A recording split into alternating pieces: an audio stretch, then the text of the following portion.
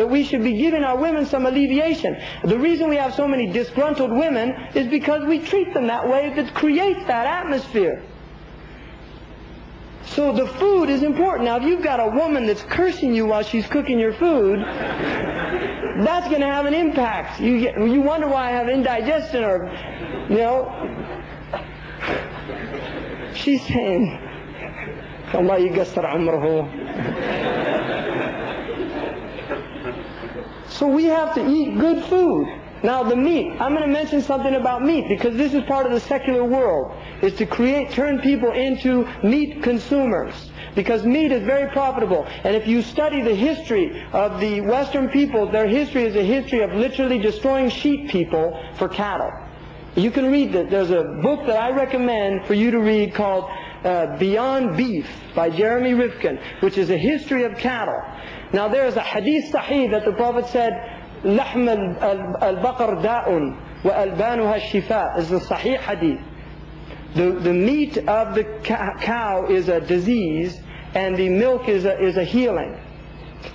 Now we know that Ibrahim alayhi salam ate meat, and he brought meat. بعجر سمين. He came with a good calf.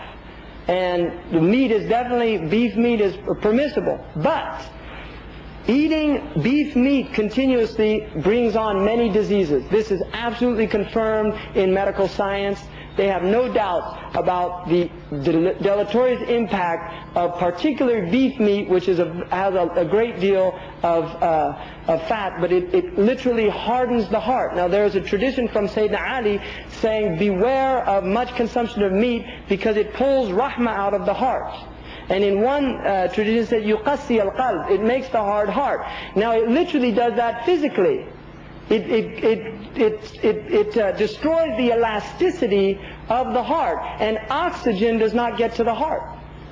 So there's an impact. Now there are only two hadiths in the Muwatta of Imam Malik dealing with meat. Both of them are warning people about meat. And we know there's a hadith in Sahih al-Bukhari, the Prophet praised meat, meat is sayyidul ta'am, all these things.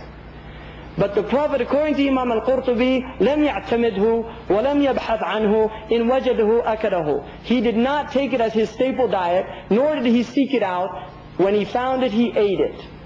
And they did not eat a lot of meat. And I contest anybody who has been born a Muslim, if your grandfather is still alive and they're not from a wealthy family, ask them how often they ate meat in the Muslim world.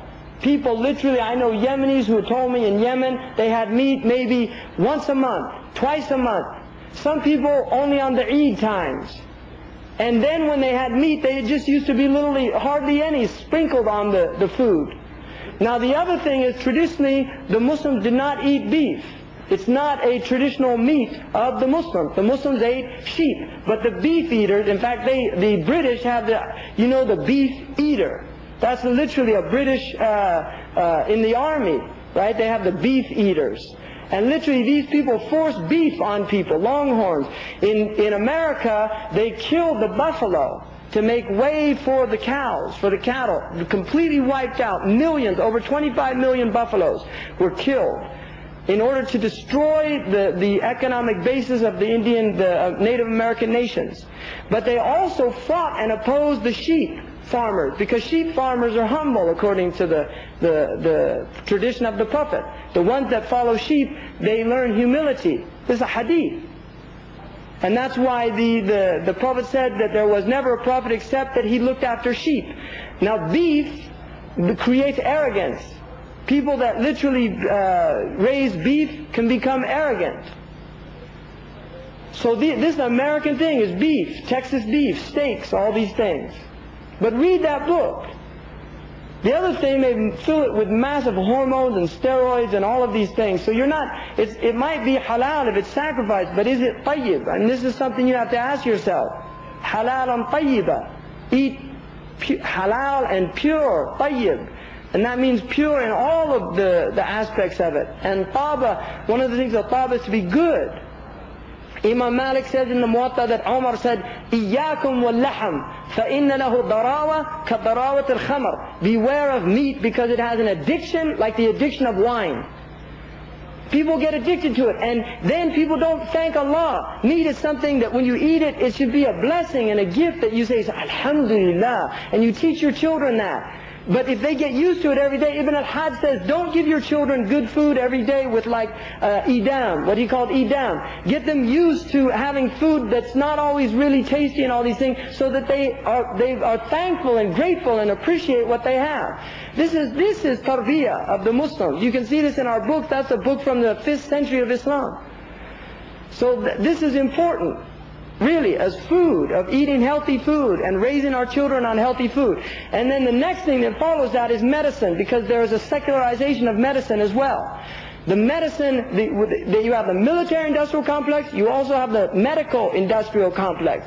Medicine is a massive industry, billions and billions of dollars. In the United States alone, over $500 billion a year. It's bigger than their war industry, you see.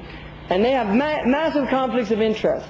What they do, much of the medicine that is used, and if there's any doctors in here, then without deference to you, because Muslim doctors should really question things and shouldn't just take all these things face value. We have a tib in Islamic tradition, which doesn't negate that you can progress and learn new things and all these things. But we should not take the theories of medicine as absolute fact. Because much of the medicine that exists now is based on maintenance of illness, of not getting people better, but of maintaining illness. So you end up, if you go to a doctor, they give you pills, before you know it, you're literally getting a pharmacy bill every month. And then these bills disturb your biochemical balance in the body so much that you can't go off them. It becomes dangerous to stop taking the pills. Now, I'm not saying I'm not saying give up all, if people are on medicine, I'm definitely not saying throw away your medicine. But what I'm saying is, if you do become ill, look at all the possible alternatives. Much of our illness is from the way we eat, because we don't exercise. If you look at Muslims, they look unhealthy. Seriously, they look unhealthy. The National Institute of Health in the United States, which is that's their icon, that's their major, it's like what they say, it's like Sahih al-Bukhari with us. They said 85% of the illness in the United States is directly related to diet and lack of exercise. But if you go to a doctor, he doesn't say eat well and exercise. He said take this pill. That's what he says. It's like a magic thing. You just take it and everything goes away. But if you go to a good doctor, he say, listen, first of all, you look like hell. You better do something about it. That's a good doctor. They say the friend is the one that makes you cry, not the one that makes you happy. A good doctor will tell you, what are you doing to yourself? How'd you get in? Unfortunately, most of these doctors, they're out here too. He just had his triple bypass. Really, he just had his triple bypass. And the psychiatrist, he's seeing a psychiatrist down the road. And his daughter's taking drugs. Really. We have our own deen. Lakum deenukum waliya deen. So our deen is different, including our medicine, which doesn't mean we can't learn. I'm not saying throw out all of Western medicine. But what I'm saying is Muslims should not be so naive to think that these people have our good interests in mind. Because the same companies that make those drugs and write the textbooks for these doctors that are studying them are selling drugs that have been outlawed in the United States in Muslim countries. Give it to the brown people. Who cares? They get cancer 5 years from now. This is a fact. And you have to understand how ruthless these people are, because they don't care about you. The only person who care about you is your own self. Save yourselves and save your families. And if we all took that ayah to heart, we wouldn't have any problems in the Muslim world. Anyway, just some thoughts to think about. But really, we're in a very desperate condition. The secularism has had a massive impact on the Muslims, and we have to get back to our world view. Really, we have to look and analyze the Quran and study it, and look what it considers knowledge, ilm. What it considers knowledge. Knowledge is not science.